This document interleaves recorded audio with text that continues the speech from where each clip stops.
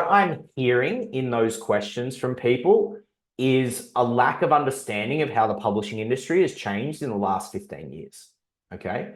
So prior to Amazon coming out, the entire, it was all gatekeepers. You couldn't get your work published unless you had a traditional publisher, and there were gatekeepers that said yes or no.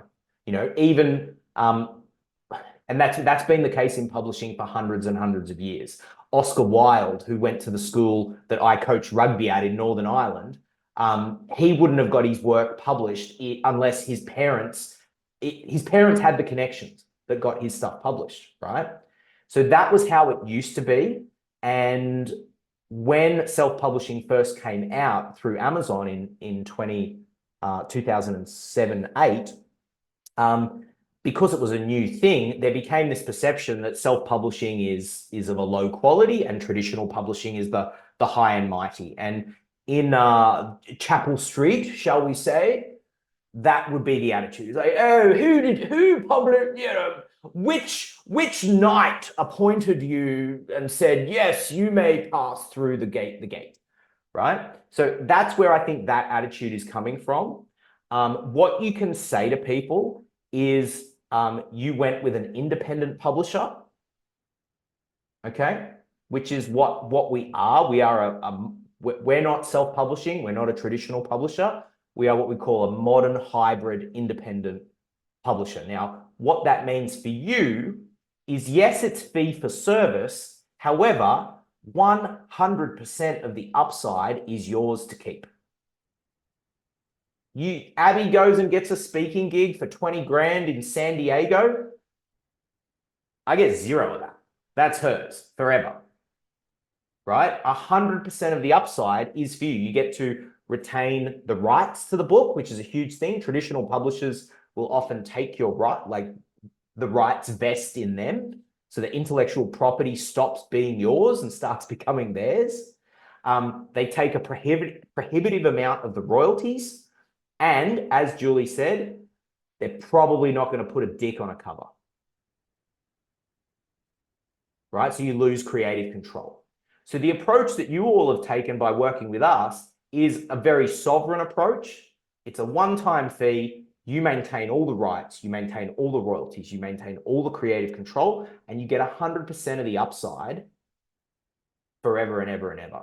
And even I saw one of the guys in the publishing industry that I actually really look up to. I saw him post this morning, and basically his message was, even if a traditional publisher comes along and gives you a 6-figure advance on your book, he's like, read the terms really closely, because there will probably be some sort of restriction or prohibition in there that makes it not worth it. Not in every case, not in every case. I'm not saying this is, I'm just giving you the lay of the land. Now, part of the reason I started this company is because in 2014, when I wrote my first book, I got into the industry, I started looking around, and I was like, holy shit, there's restriction and dogma everywhere. I can't breathe. So if I can't breathe, how are my authors going to breathe? And if we're channeling messages, if we're bringing through spirit, if we're bringing through creativity, fuck me, how can we possibly get that out to the world unless we have freedom to express that? Where the hell are you going to find someone that writes a book like Abby, natural healing through EFT, music, goal setting, plus the other 3 things that she's just added? Where the hell are you going to find that? That is pure original creativity from life. Where are you going to find a dick on a cover? You're not. You're not. Right? So that's my soapbox for the morning.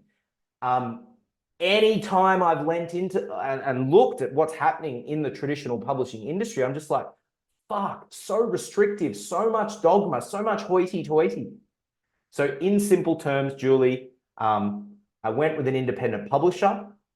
Yes, it was fee for service. If they're really asking for that, you say, yes, it was fee for service. However, I maintain 100% of the rights, 100% of the royalties, 100% of the creative control, and 100% of the upside.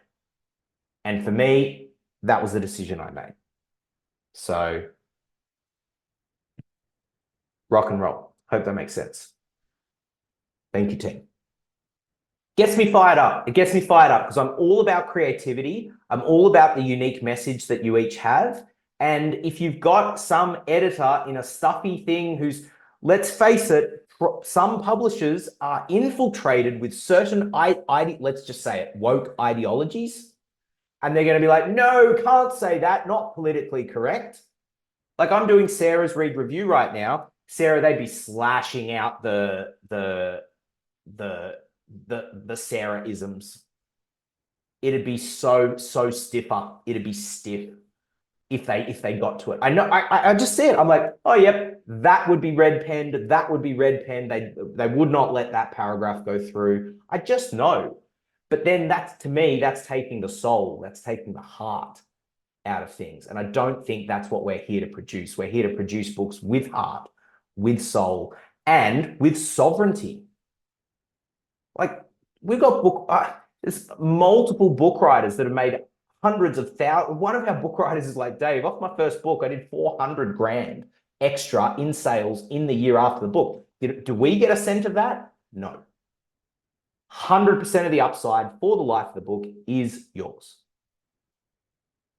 Cool. All right. What else have we got to cover? We've gone a little bit over time. I'll just mention two more things that are important in the post-launch. Number one is schedule in some rest. Okay, schedule in, or at the least be aware that it will be part of your post-launch journey. Some of you will need more rest than others. I think the line to walk with that is obviously the launch is this big moment of shining brightly. You don't want to go into your cave so much that you tank the momentum. So you might need several, Sal says super important. You don't want to go into your cave so much that you tank the momentum and it just sort of fizzles out because it was this grand moment and it's like, where are they? It's like they're in their cave. So you might need to go in and out a few times. So schedule in some rest, some self-care, something like that. I know one of our book writers, he'd always go and get pizza.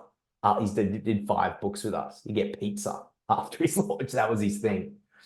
So that's another one. And the last piece is to be aware that you can relaunch your book as many times as you wish.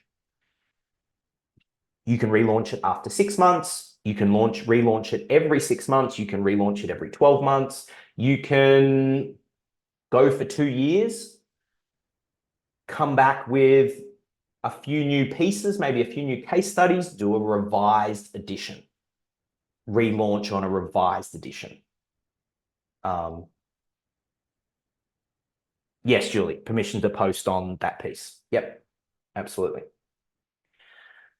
One of the advantages of a relaunch is you can try different things. So different seasons sometimes. I'll just share a brief example of one of my launches in 2019. I wrote a book, The Book Writer Breakthrough. It was about overcoming the resistance to finally write, publish, and launch a book.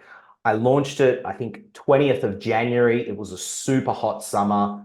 I was cooking. The launch went well, but it was a hot summer, right? I launched it at the 99 cents. It did go to bestseller. We got a couple of inquiries from it, but it just wasn't like, I don't know, I wasn't like, it just possibly wasn't the best time for me to launch it. So 6 months later, in July, in the middle of July, in the winter, where everyone's resting and reflecting, I relaunched it. And I actually launched it for free as a free download. And I got 4 times the sales. Or sales, it was free. I got 4 times the interest. So just know you can relaunch your book multiple times. The revised edition is an option. And for many of you who are doing an audiobook, when the audiobook is ready, whether that's weeks or a couple of months after the launch, that can be an opportunity to relaunch, but this time primarily promote the audiobook with the ebook and paperback and perhaps hardcover as secondary. Does that make sense, team, on relaunching and resting? Cool. All right, so we've been coming in super hot the last little bit. So let's round out this session.